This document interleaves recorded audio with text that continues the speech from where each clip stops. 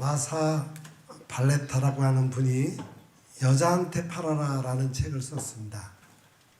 그분은 그 책에서 앞으로 모든 장사는 여성을 상대로 해야 먹고 살 수 있다 그렇게 말했어요. 그러면서 이렇게 물었습니다.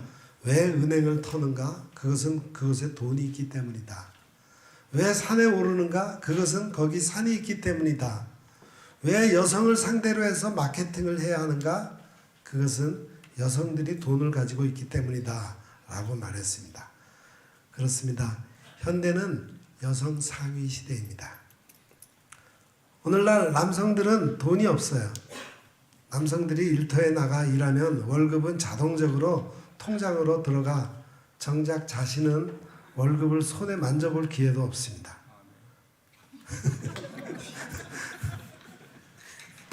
진짜 그런가 봐요. 그리고 자신은 아내에게 용돈을 다 쓰는 신세가 되었습니다. 그래서 아이들도 아버지를 무서워하지 않고 엄마를 무서워합니다. 왜냐하면 어머니들이 모든 돈을 가지고 있기 때문이죠. 오늘날은 모든 권위와 힘이 돈에서 나옵니다. 남자들은 이렇게 뒤에서 큰 소리만 칠 뿐 실속이 없습니다. 현재 모든 상품의 구매율 80%를 여성들이 갖고 있다는 거예요. 그래서 지금 여성을 상대로 선점한 기업만 10년 후에는 살아남는다 말합니다. 백화점에 가보세요. 전 매장의 대부분이 여성용 상품들입니다. 고객의 절대 부분이 여성들이에요. 남성들은 아내 뒤를 쫓아가며 짐을 들고 다닐 뿐입니다. 현대는 과연 여성 시대입니다. 오늘은 여전도의 헌신 예배를 드립니다. 우리 교회에서도 여성도의 역할이 남자 성도보다 훨씬 더 큽니다. 여성들이 온갖 세세한 봉사를 다 하고 있습니다. 여자 성도들의 헌신적인 사역이 없다면 교회가 하루아침에 움직일 수 없게 될 것입니다. 근데 성경을 보면은 원칙적으로 남녀의 차별을 허용하지 않고 있습니다. 구약 시대에는 물론 남녀의 차별이 심했어요. 그런데 신약 시대에 와서는 이를 동등하게 취급하고 있습니다. 그리고 여러 곳에서 남자와 여자를 동등하게 여기라고 말씀하고 있어요. 한때 남존여비 사상이 전 세계적인 문화를 이룬 때가 있었습니다. 우리나라도 그 차별이 심했던 나라였습니다. 지금까지도 그 잔존이 상당히 많이 남아있죠. 그런데 오늘날에 와서는 이 문제가 상당히 보편화하고 일반화되어 가고 있습니다. 아주 좋은 현상입니다. 남녀가 차별받는 사회는 분명 미개한 사회입니다. 더구나 사람이 차별받는 사회는 더 낙후된 사회임이 틀림이 없습니다. 차별이 없는 것이 복음적입니다. 더구나 인간을 차별하는 것은 더욱 용납되지 않고 있습니다. 이것이 복음이 지니는 은혜입니다. 그래서 복음이 들어가는 사회나 국가는 가장 먼저 변화되는 것이 이 장벽을 허물어지는 일입니다.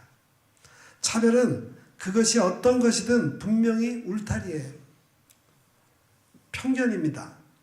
이 세상에 복음이 전파되면서 그릇된 인습이나 편견 그리고 울타리들이 허물어졌습니다.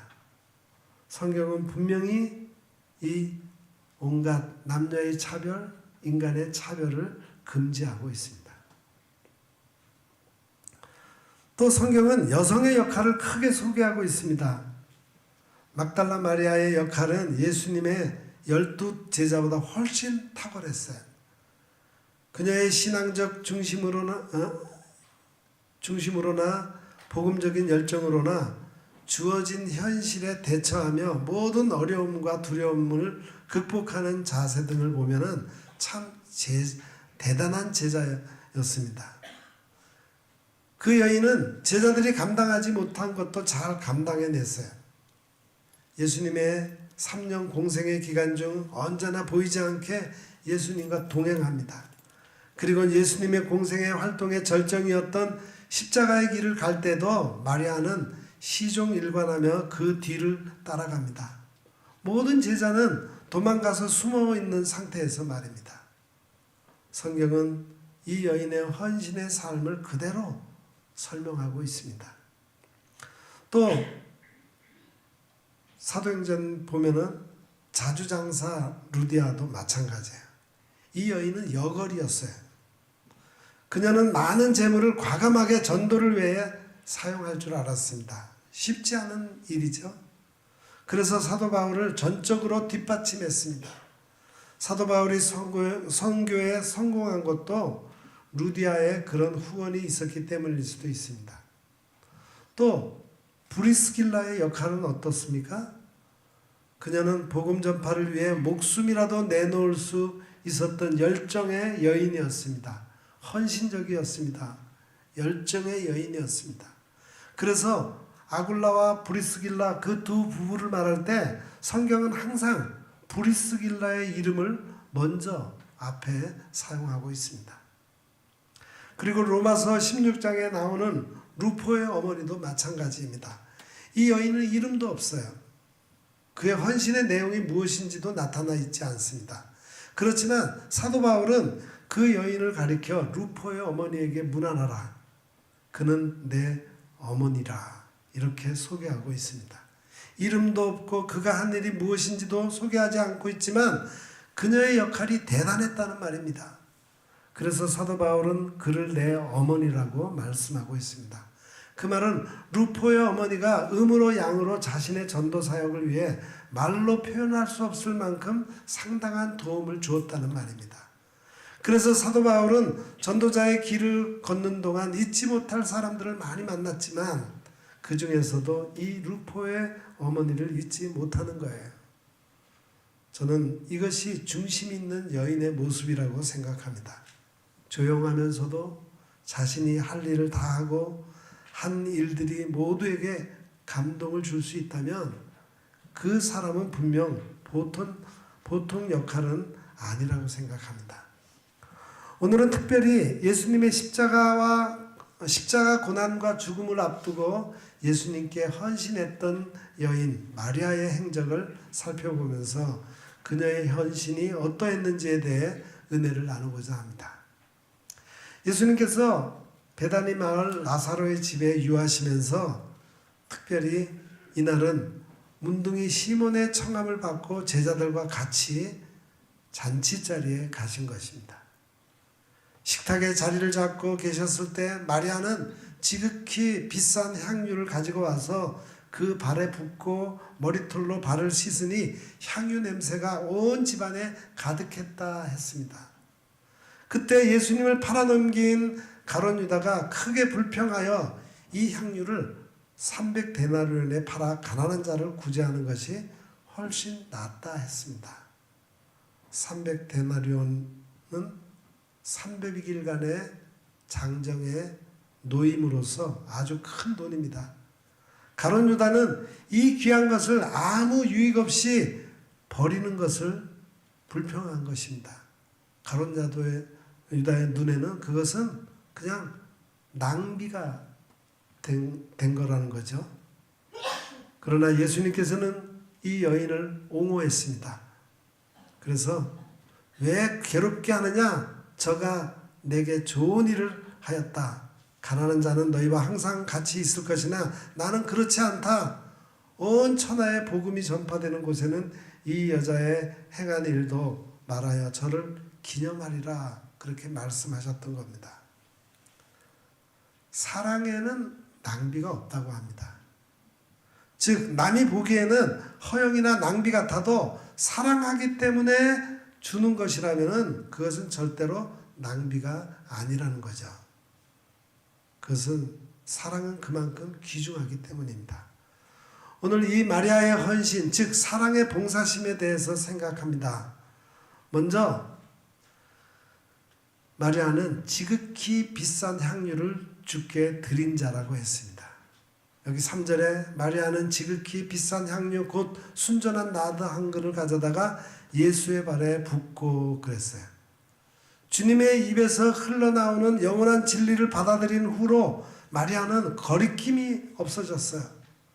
그때 마리아가 준비했던 한 옥합의 향료는 당시에 총 300데나리온의 가치를 지녔습니다. 하루 한 데나리온이 장정 한 사람이 일한 품삯이라고 생각해 볼 때 300데나리온은 그녀의 거의 1년치의 보수에 해당하는 만큼 큰 액수였음을 의미합니다. 마리아는 이렇게 값비싼 향유로 예수님께 기름을 부음으로 상황 자체를 극적으로 만들었듯이 저녁 식사를 아주 거룩하게 했습니다.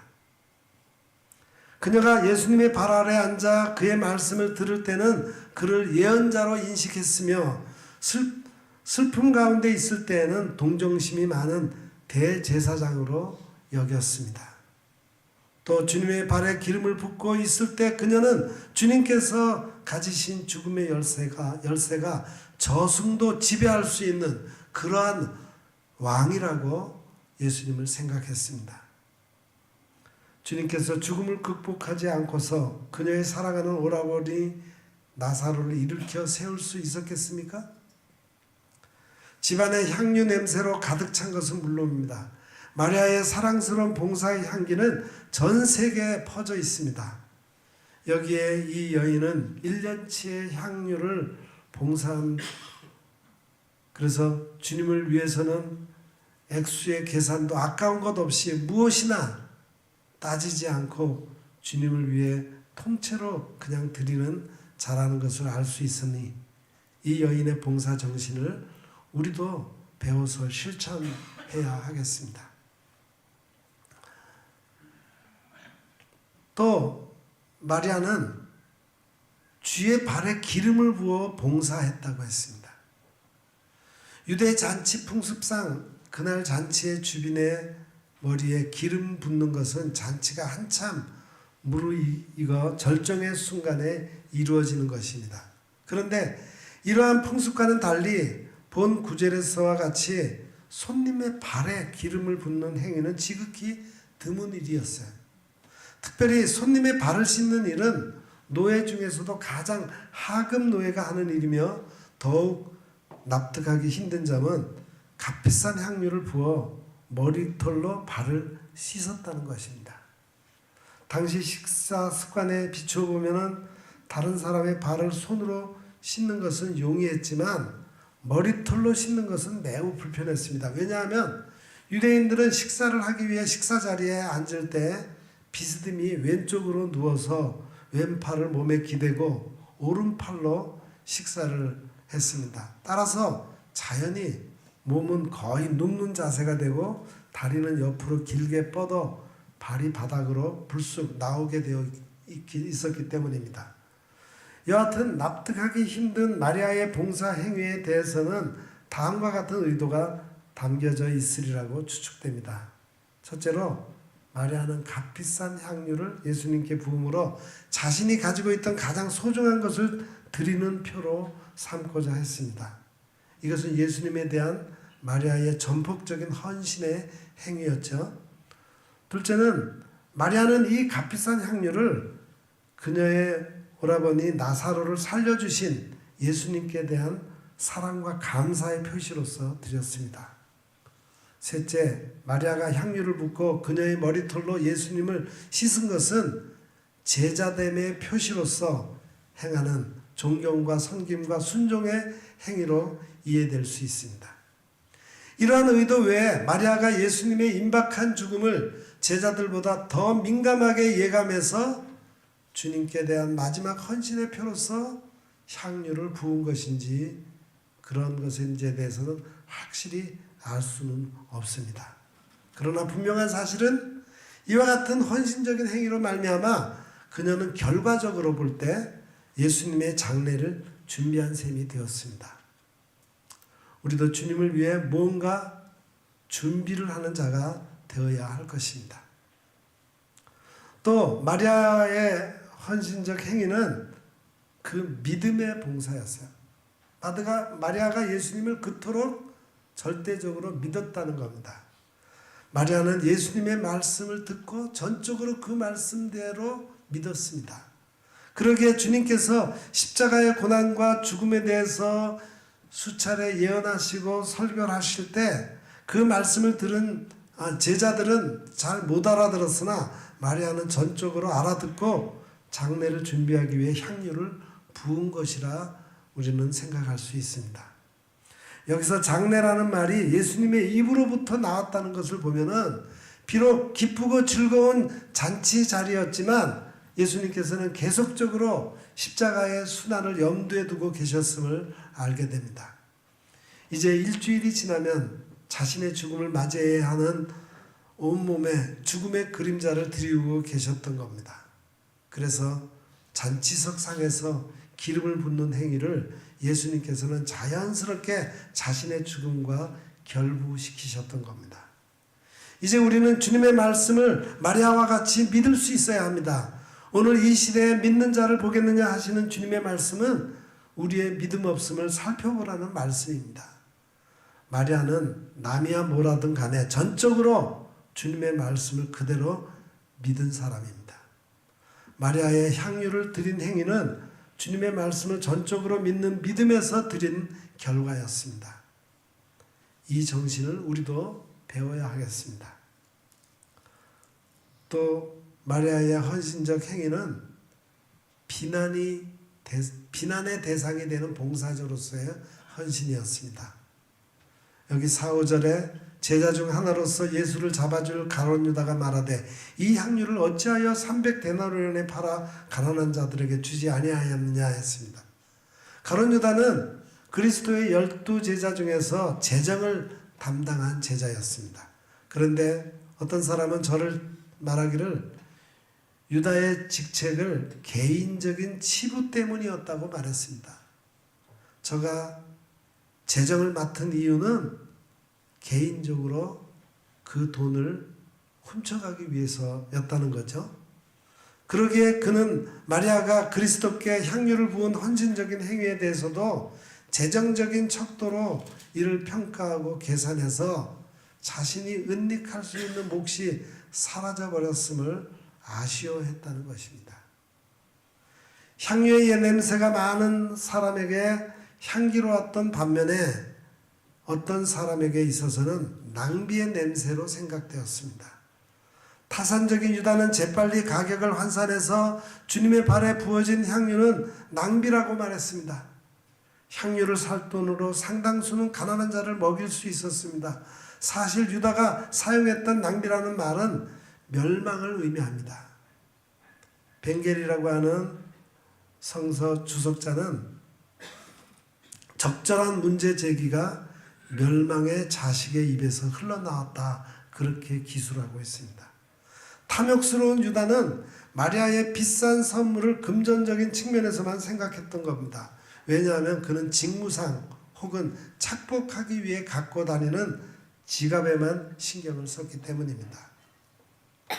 또 마리아의 헌신은 기념이 되는 봉사자로서의 헌신이었습니다.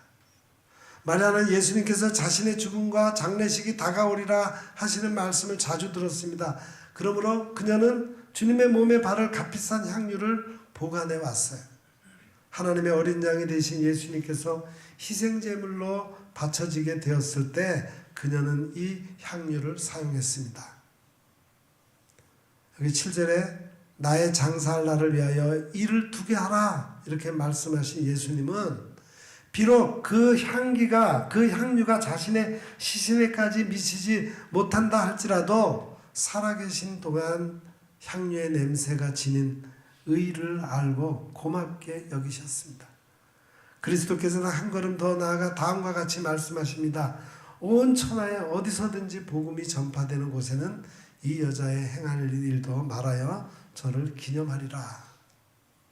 주님께서는 시간과 함께 사라져간 많은 자랑스러운 것들보다 더 오래 지속하도록 모든 것을 다 바쳐 헌신한 마리아를 기리셨습니다. 마리아의 사랑과 헌신적인 행위는 영원히 기억되어 전해졌습니다. 우리들도 생애에 기념될 만한 봉사를 해야 할 것입니다. 그것은 무엇보다도 하나님이 기뻐하시는 아름다운 교회를 세워나가는 그런 일이 아닌가 생각됩니다. 그러므로 몸된 교회를 세워가는 봉헌자들이 다 될 수 있기를 기원합니다. 또 마리아의 봉사는 기회를 놓치지 않고 기회를 선용한 봉사였습니다. 여기 8절에 가난한 자들은 항상 너희와 함께 있거니와 나는 항상 있지 아니하리라 말씀했습니다. 마리아의 헌신적인 행위는 역사의 길이 남을 기회였고 칭찬받을 기회였습니다. 1970년대 초반에 세계에서 가장 비싼 값을 지닌 여성은 제클린 오나시스였습니다. 그녀가 이혼하거나 오나시스가 죽으면 27억 불을 받기로 하고 결혼을 했어요. 그러나 그보다 더 큰 값을 지불한 여성이 있으니 그녀는 성경에 나오는 에스터 왕비였습니다. 그녀는 한 번밖에 없는 기회를 죽으면 죽으리라는 각오로 하나님을 의지했던 것입니다. 그녀는 이미 페르시아 전 제국의 절반이라도 주겠다는 약속을 받았습니다. 그런데 그 약속보다 더 귀한 것을 생각한 에스더는 자기 민족을 구하는데 자기의 목숨까지라도 내놓겠다라고 하는 각오를 가지고 왕에게 나가서 자기 민족을 구했던 것입니다. 전도서 3장 1절에 천하의 범사가 기한이 있다는 말씀이 있습니다. 이사야 선지자는 파수꾼이여 밤이 어떻게 되었느냐라고 때를 물었습니다. 고린도후서 6장 2절에 지금은 은혜 받을 만한 때라고 했습니다. 지금 우리는 마리아가 향유를 주 앞에 드림같이 우리도 결단을 내릴 때에 있는 것입니다. 이를 잘 알고 선용하는 자가 복을 받게 될 것입니다. 마지막으로 마리아의 헌신적인 행위는 은혜 받은 자의 행위였습니다. 은혜 받지 않고는 그렇게 헌신할 수 없습니다. 마리아는 예수님이 자기 집에 신방 오실 때 마르다와 반대로 주님께 음식을 대접하기보다는 그 발 앞에 하라 말씀 듣는 일에 더 집중했습니다. 그러므로 주님은 마리아는 그 좋은 편에 있다고 극찬까지 하셨는데 무엇보다도 이때 그녀는 많은 은혜를 받은 것 같고 그리고 나사로가 죽어서 썩어 냄새가 나는 그런 오라비를 건강한 자로 살려내시는 것을 보았기 때문에 더욱 산 체험을 받은 것입니다. 그럼으로써 그녀가 그렇게 헌신의 봉사를 한 것입니다. 스코필드 성경 주석의 주에는 다음과 같이 기록되어 있어요. 마르다가 봉사를 상징한다면 나사로는 영적인 교제를 상징한다. 그런데 마리아는 진심으로 감사하는 예배의 모습을 보여주고 있다. 그녀 외에 다른 자들은 자신의 필요에 의해서 주님 발 아래로 나왔으나 그녀는 주님께서 자신의 소임을 역사할 기회를 주려고 나왔다고 했습니다. 베다니 마을 마리아의 삶과 인품이 주는 교훈은 무엇입니까? 그녀는 사물을 꿰뚫어보는 여성이었지 결코 환상에 사로잡힌 여성은 아니었습니다. 그녀는 주님의 발 아래 앉아 제일 좋은 향유를 붓고 자신의 머리카락으로 그것을 씻었습니다. 그녀는 영적인 것만큼 또한 실질적이었습니다. 만약 우리가 마리아처럼 주님을 섬김으로써 자신의 위치를 높일 수 있다는 것을 배운다면 우리는 소명을 갖고 미래를 살아가게 될 것입니다. 사랑하는 우리 일산영문교회 여전도 회원 여러분, 또 모든 교우 여러분, 마리아의 헌신과 같이 제일 좋은 것을 드려 주님의 장례를 준비하게 된 것처럼 여러분의 헌신으로 주님의 놀라운 일에 쓰임받아 하나님께 영광 돌리는 신실한 하나님의 사람들이 다 되시기를 기원합니다. 기도하겠습니다.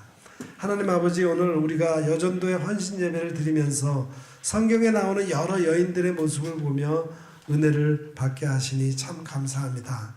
특히 베다니 마을의 마리아가 값비싼 향유를 부어드리는 헌신을 통해 예수님의 장례를 준비한 것이 되었다는 말씀을 통해 우리도 헌신의 삶을 통해 주님이 칭찬하시고 기념될 만한 의미 있는 일에 쓰임받기를 간절히 원합니다. 하나님, 우리를 헌신의 도구로 써 주옵소서. 예수님의 이름으로 기도합니다. 아멘.